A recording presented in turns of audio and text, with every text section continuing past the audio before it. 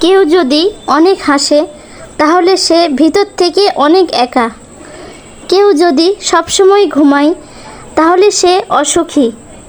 কেউ যদি কম কথা বলে আর যদি বলে তা দ্রুত গতিতে, তাহলে বুঝবেন সে কিছু গোপন করার চেষ্টা করছে।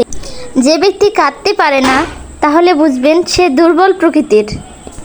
যে ব্যক্তি অস্বাভাবিকভাবে খাবার খায় তাহলে সে কোনো মানসিক চাপের মধ্যে আছে। এই কথাগুলো সত্যি সাইকোলজিক্যাল ফ্যাক্ট। এগুলো আপনাদের নিজেদের সঙ্গে মিলাইয়ে দেখবেন, নিজেদের জীবনের সঙ্গে। আমার ভিডিওগুলো আপনারা যে যেখান থেকে দেখছেন, ফেসবুক থেকে দেখলে আমার ফেসবুক পেজটাকে ফলো করে দিবেন।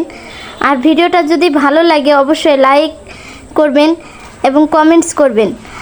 আর ইউটিউব চ্যানেল থেকে দেখলে আমার চ্যানেলটিকে অবশ্যই সাবস্ক্রাইব করে দিবেন।